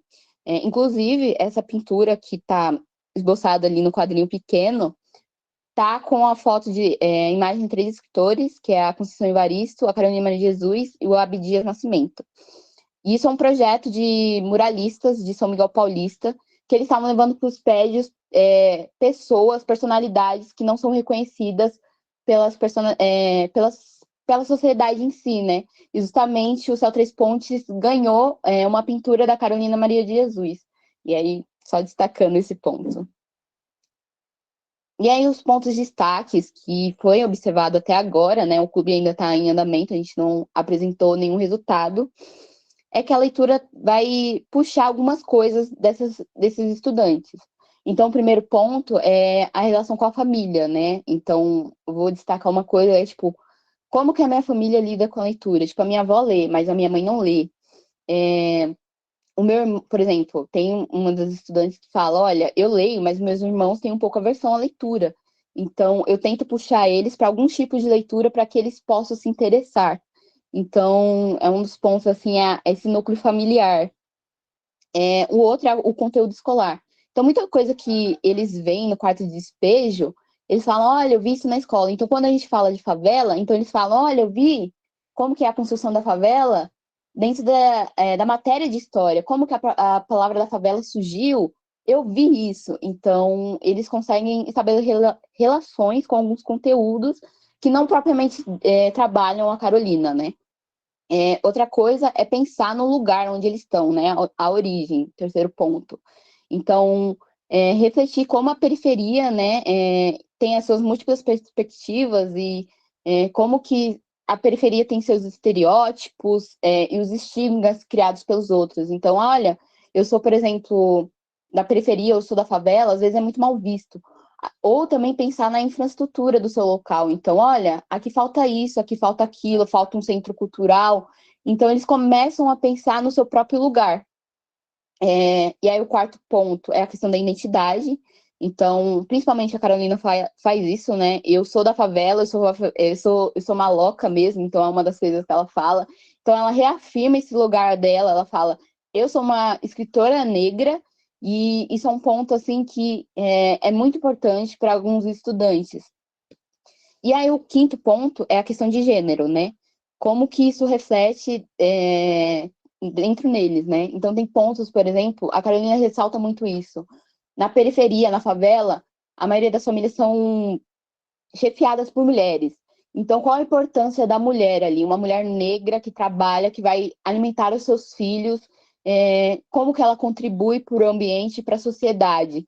Então, foram pontos assim que a gente pegou dentro desse andamento do clube de leitura. E aí, os próximos passos que a gente vai fazer, a gente ainda está em andamento dos clubes, né? Estão acontecendo ainda, paralelamente. E depois a gente vai fazer as comparações entre esses clubes de leitura nas 2 escolas. E aí o segundo passo é analisar, né? A análise, né, por forma dos áudios que eu estou fazendo em descrição.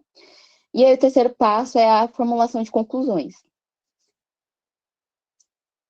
E essas são as minhas referências, né? A Fernanda Rodrigues, a tese dela, o Antônio Cândido, né? O Direito à Literatura, e a Michelle Petit, os Jovens à Leitura. E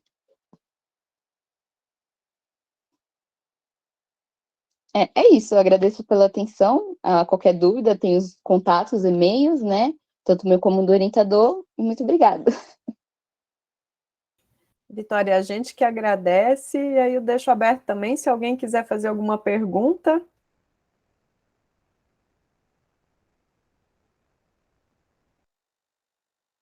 Pode falar, Marco.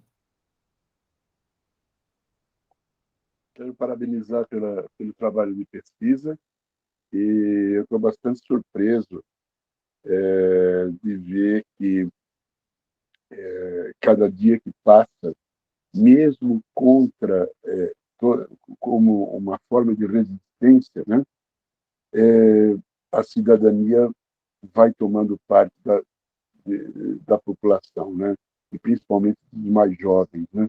Isso é uma coisa muito importante para o país. Parabéns para vocês, viu?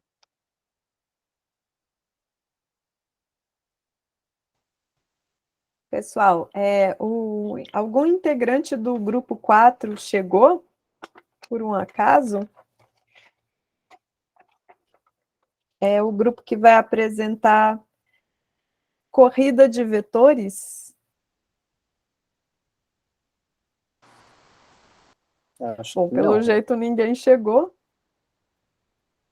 Não, né? Então, alguém mais gostaria de fazer algum comentário ou pergunta direta aos integrantes dos outros grupos que apresentaram? Eu gostaria de fazer algumas perguntas que eu deixei para o final, pode ser? Claro que sim, Simone, fica à vontade. Então, deixa eu fazer aqui. Primeiro, inicialmente, queria parabenizar todas as apresentações. Confesso que eu achei excelente, tanto a oratória quanto o contexto do trabalho, a metodologia. Parabéns para todos que participaram, todos que tiveram viés sociais, que eu acho que isso é muito importante. Então, só tenho que elogiar e parabenizar todos vocês. Eu fiz algumas considerações pontuais de alguns trabalhos que me chamaram a atenção, não por mais ou menos, mas enfim, de alguma forma me chamaram a atenção, talvez até pela minha linha de pesquisa que eu faço aqui na USP. E eu queria a opinião de vocês. Por exemplo, no grupo do feminismo negro dos impactos da beleza, eu achei o trabalho excelente. E eu queria trocar uma ideia com os elementos do grupo, que fez vários comentários deles, que, por exemplo, das mulheres ao alisar os cabelos. Isso realmente a gente percebe na sociedade, no dia a dia, que há essa tendência de padronizar a beleza, né? E por a gente estar em linhas de discriminação e soberania branca, o que eu acho que não é o correto, a gente sempre pega as mulheres brancas, modelos, e usa elas como estereótipo.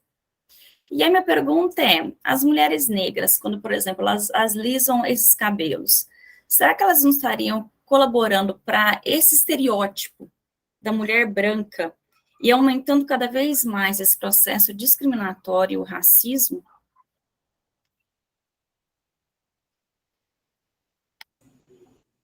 Nós entendemos que a partir do momento em que a mulher negra ela faz isso por uma imposição, porque ela se sente mal ao ter o seu cabelo crespo ou ao usar o seu cabelo crespo, isso é uma imposição. Você está sendo imposto a isso, você está sendo obrigado a alisar seu cabelo, porque você se sente mal não estando dentro daquele padrão. A partir do momento que você alisa o cabelo por este motivo, nós entendemos que isso é a imposição de um padrão de beleza.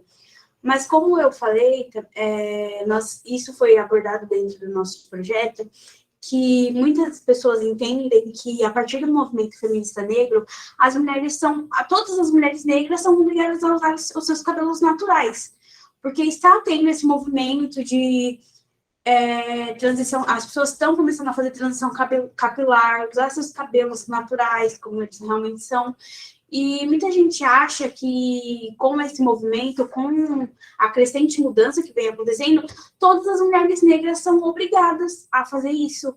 Muitas mulheres negras se sentem bem com seus cabelos lisos e usam seus cabelos lisos pelo motivo de se sentirem melhor assim, ou pelo motivo de ser mais prático, porque o processo de transição, ele é um processo que nós aqui vivemos, e ele é um processo cansativo, ele é um processo desgastante. Então, muitas mulheres negras apenas gostam de usar seu cabelo liso por maior praticidade, ou porque elas se sentem bem assim. Então, nós entendemos e também queremos mostrar isso, que as mulheres negras não são obrigadas a usar seus cabelos naturais se elas não quiserem. Se elas se sentirem melhores com o cabelo liso, elas podem usar o cabelo liso, e as pessoas têm que começar a compreender isso.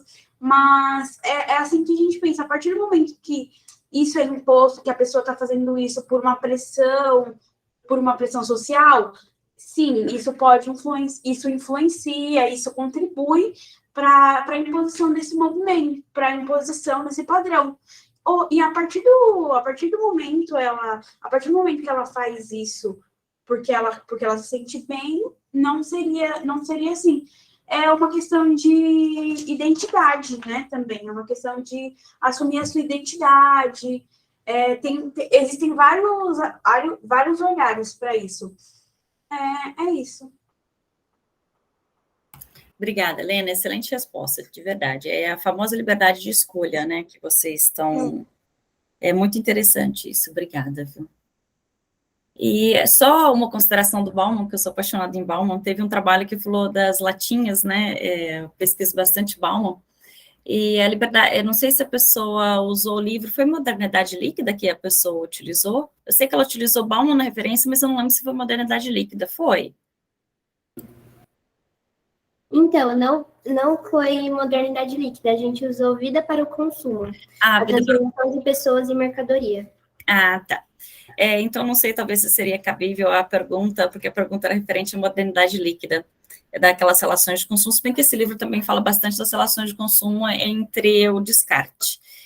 Sobre essa parte de reciclagem, a gente, de acordo com Bauman, né, inclusive nesse livro, mas esse livro fala um pouco menos, modernidade líquida que acaba falando um pouco mais, desses desejos, né, do ser humano de estar sempre renovando e indo atrás do mercado.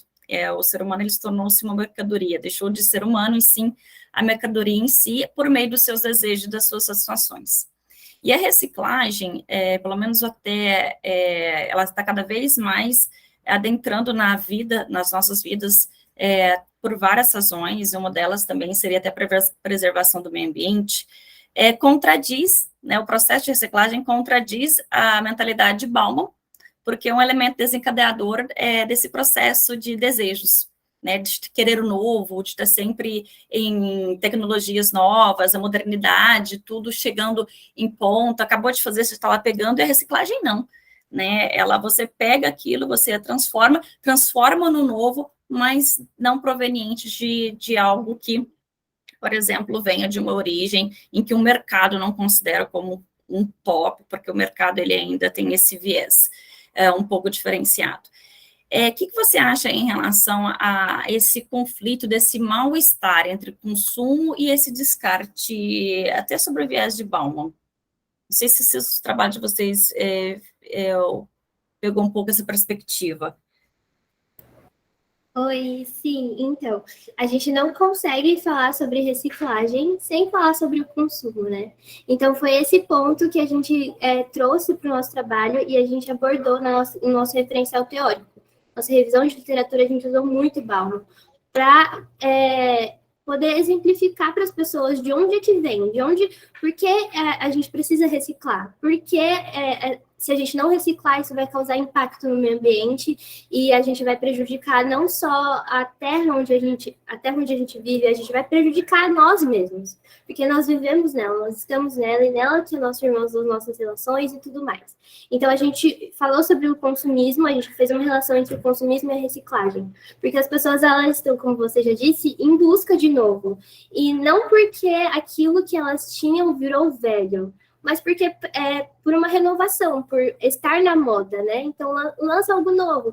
O meu ainda dá para usufruir, mas eu declaro aquilo como defasado e como velho, para poder adquirir um produto novo. Então, a gente abordou também a questão do design, né? Que essa questão de marketing, publicidade, ela contribui para que as pessoas desejem um produto novo, desejem aquilo que está sendo vendido, aquilo que está sendo posto ali na frente dela, em anúncios. Hoje em dia, a gente tem uma contribuição muito grande de mídias para isso, principalmente da latinha de alumínio. Então, a gente pode observar que, por exemplo, a Fanta, em cada lugar do mundo, ela tem um sabor específico. Isso é totalmente marketing, isso é muito sobre publicidade, faz com que as pessoas elas queiram e desejem aquele produto.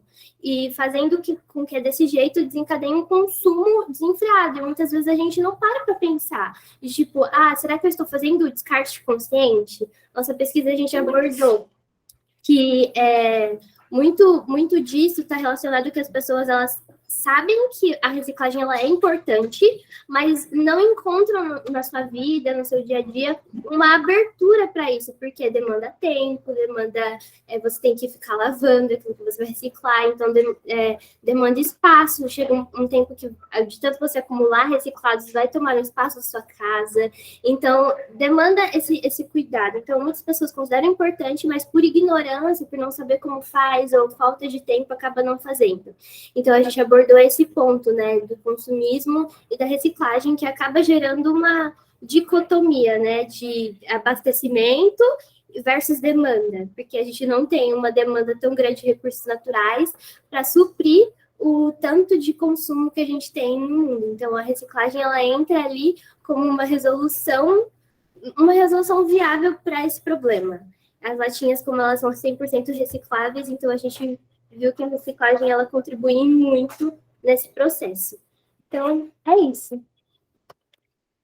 Perfeito, obrigada, viu, de verdade. Gente, agradeço a todos e encerro minha fala por aqui. Obrigada. Muito obrigada, professora Simone, obrigada pelas suas considerações, e eu só tenho a agradecer a você, a professora Laura, ao professor Marco, e também aos alunos e às alunas que apresentaram, né, trabalhos tão ricos e importantes aqui nessa sala. Fiquei muito feliz também com a apresentação. Pessoal, alguém mais gostaria de dizer alguma coisa? As alunas, os alunos, os professores? Bom, se não, alguém... Bom, Marco, pode falar, Marco. Não, reiterando mais uma vez os meus parabéns, né, para quem expôs os trabalhos, né, foram trabalhos bem legais, e continuem assim, com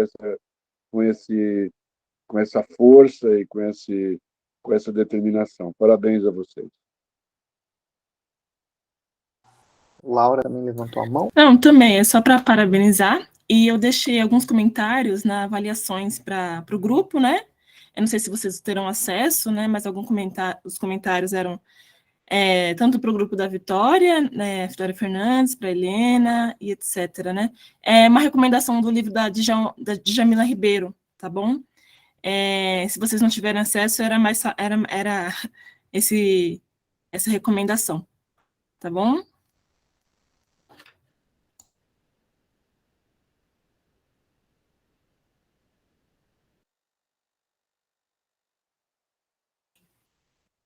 Bom, então, pessoal, acho que a gente já pode encerrar. Professor Rafael, queria dizer alguma coisa?